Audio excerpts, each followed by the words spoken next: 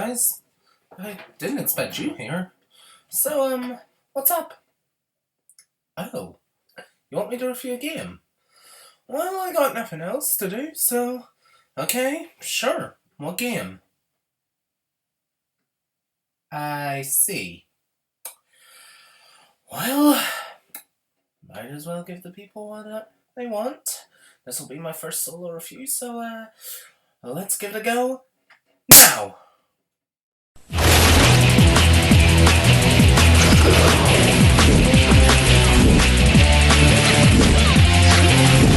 Okay, that's enough of that. Don't want to get sued.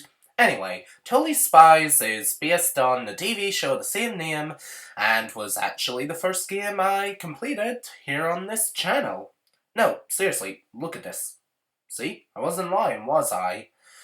And while it may not have the best reception, well, that's what I'm here for. I'm gonna give you my thoughts on the game, so, let's begin with the graphics. So, what do I actually think of the graphics? Well, you know what? They're not bad at all. They're actually pretty good for what they are.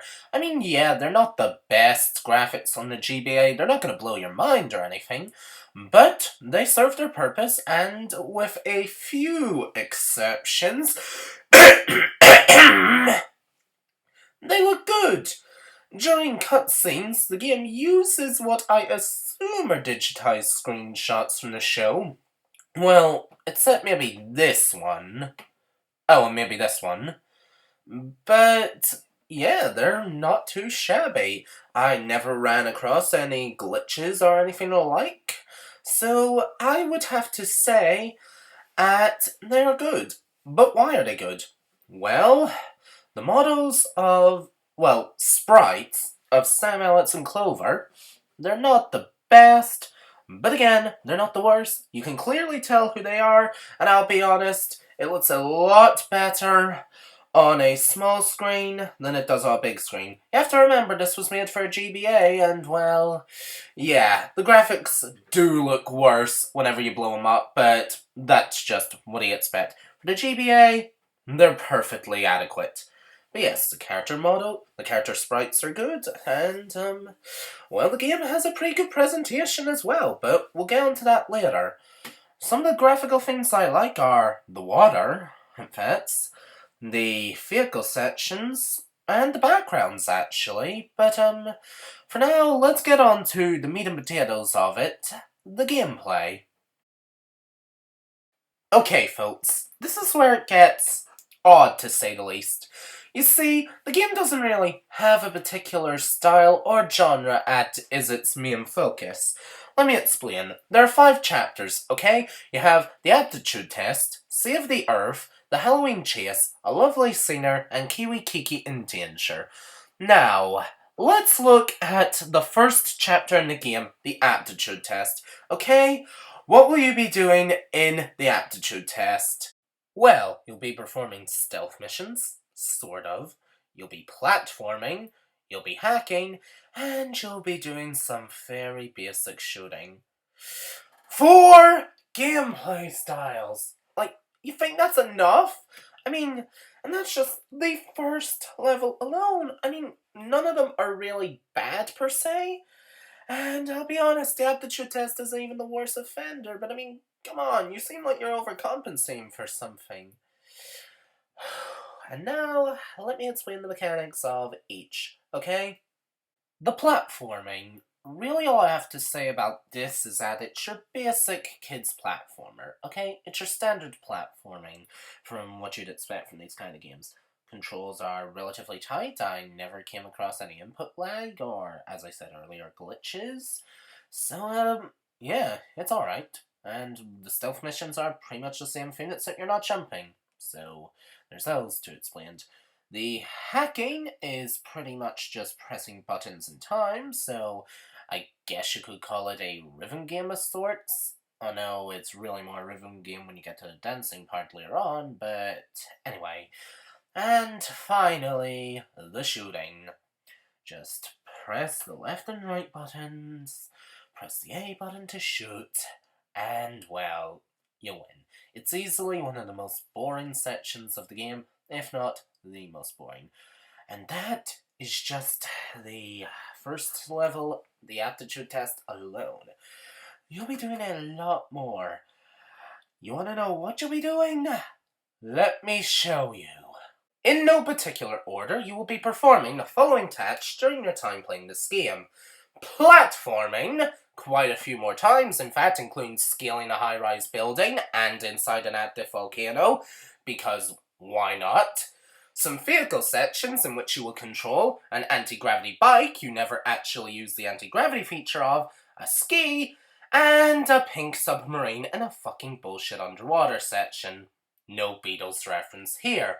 Solving some puzzles, some of which are easier than others admittedly, performing some more stealth sections, because, well, we're spies, so it makes sense, but oh my god, can the stealth sections be frustrating. Punching the ever-living shit out of robots, somehow. Sorting items, because yes, that's what I play a video game for. That's what everyone plays a video game for, including the target audience. Oh wait, no they don't. Dancing, so I guess I'll leave this clip here.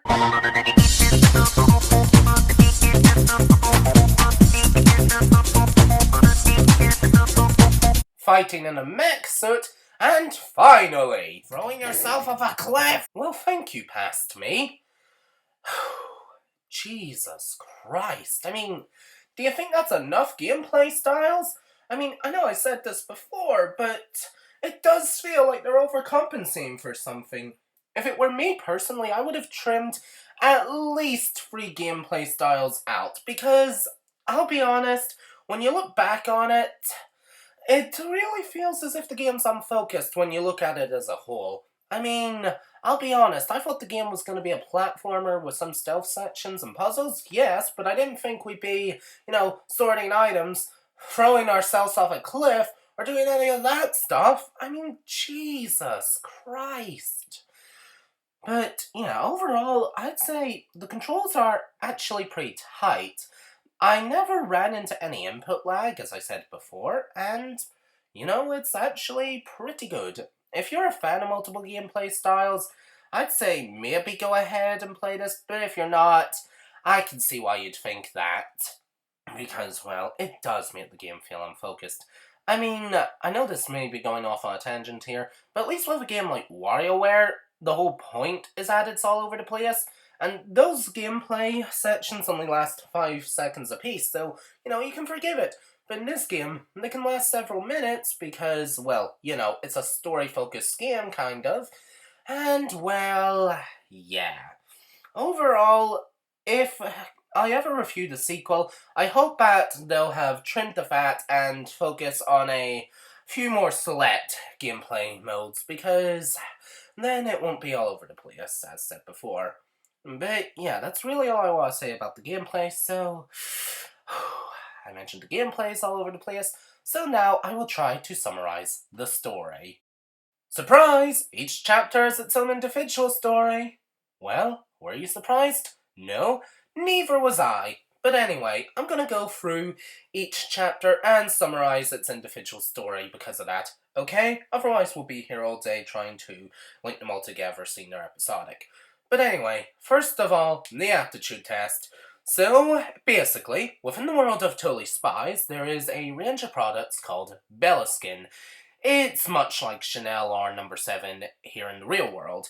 But anyway, someone is putting chemicals into them, makes whoever uses them ugly, and Whoop has to go in and sort it out. For some reason. Not the police, not anyone like that. Nope, nobody. Anyway, so yes, you go in, you do your missions, and, well, you go to face the guy who is apparently polluting them, and it turns out it was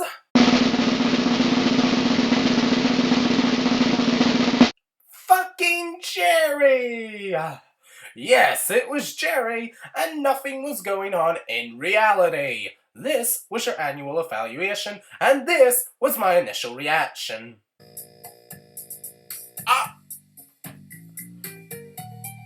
Oh, f*** off. Just off. You piece of shit. You motherfucker. Annual evaluation by. Anyway, moving on to Save the Earth, a guy called Dr. Geely friends to freeze the Earth. What is he, fucking Mr. Freeze? Well, anyway, so, yes, you infiltrate his base, you do some hacking, and then for some reason Clover wasn't able to get out the way Sam and Alex were, so you have to scale the high-rise building. I don't understand it either, but whatever.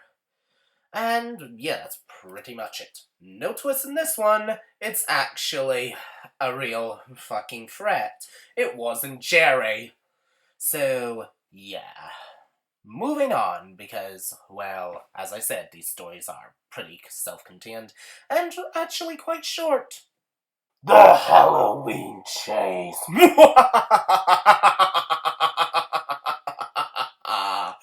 I'm sorry, I just love Halloween. Anyway, yes, Freaky Circus has kidnapped 7 people, hidden them in his basement.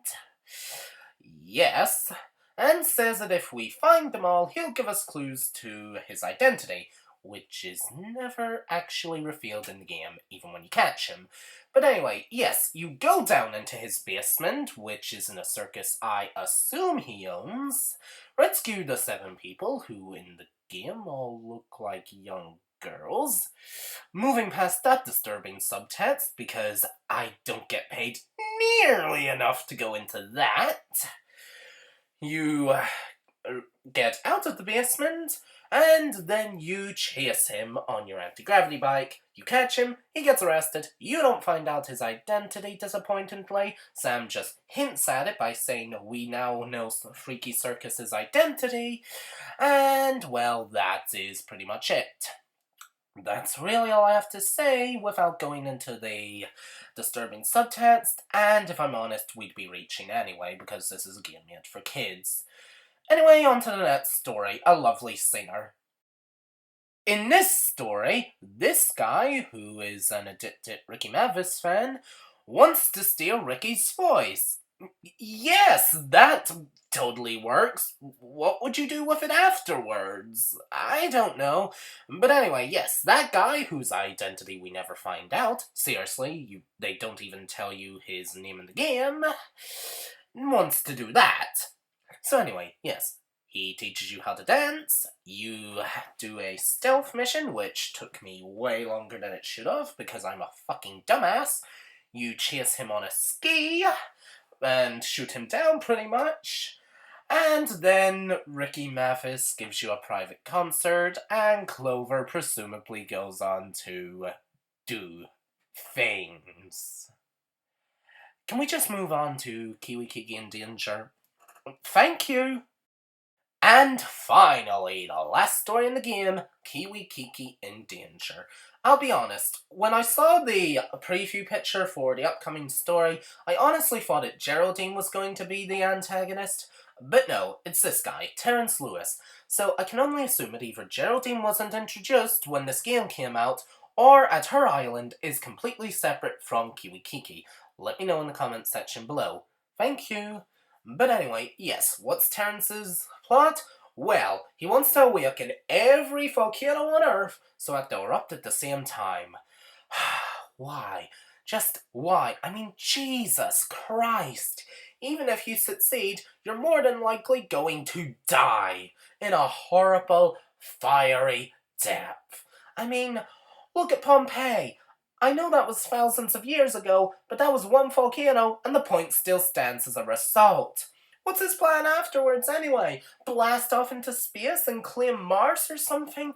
I don't know. But anyway, yes, Sam, Clover, and Alex are standing outside Beverly Hills College in their holiday outfits, so I can only assume at the college is taking its students on an educational field trip, or just treating them to an island vacation for whatever reason. But you know how the formula goes in this show. There are apparently no other agents working for Whoop, so you get dropped into the Whoop headquarters, and Jerry flies you over to Kiwi Kiki to stop Terrence. And in this level, You do the bullshit underwater section, which took me way, way, way too long to do because, once again, I am a dumbass. You go into the volcano, where I can only assume Terrence has set up his master computer to blow up the bombs that will cause the volcanoes to erupt all over the world. You disarm them by hacking the computer so that the plan fails. You fight Terrence Lewis in a mech suit, which is actually pretty cool, and then you throw yourself off a cliff to catch and arrest him. After that, the girls stay on Kiwi Kiki for a while, and a sequel gets plugged. Seriously, just look at this. So yes, after that, apparently it was Jerry, but nope, that was Lewis wearing a Jerry mask. Trust me, I was confused. But anyway, yes, that's all I want to say. Those are the 5 chapters, but before we go to the outro, I want to say 2 things. Earlier, I mentioned that the presentation is nice, and it is. The menus are nice and clean, they're easy to navigate, and it's, pretty easy to find everything. The music, while it isn't memorable, is good enough for what it is. And, well, before you begin the game, there's actually a digitized version of the current intro at the time, which caught me off guard because, well, I didn't expect video to be on a GBA game, period. And that was actually quite cool. And second of all, there are secrets you can find throughout the game, which come in the form of the Totally Spies flower icon, but they just give you codes that you have to enter into totallyspies.com, and when I looked on the website, I couldn't find anything to enter the codes. But if you guys can tell me if there is a way to enter the codes on the website to this day, let me know, because I kind of want to know what the secrets are, and I can't find any information about what they are on the internet so far. I'll try to look, but thanks if you do let me know. But anyway, that's all I want to say, so let's go to the outro now. So overall, would I recommend this game? Not really. I mean, as I said, it doesn't have the best reception, but if you're a fan of Totally Spies like me, I would say play it, but approach with caution. If I had to give it a rating, I would say emulate it, because unless you can find it for cheap, I don't really think it's worth picking up a physical copy. But anyway, join me next time where we will dive back into the world of Totally Spies by reviewing the actual TV show. But anyway, I have been Gaming Bro Tony, thanks for watching, and I am signing out.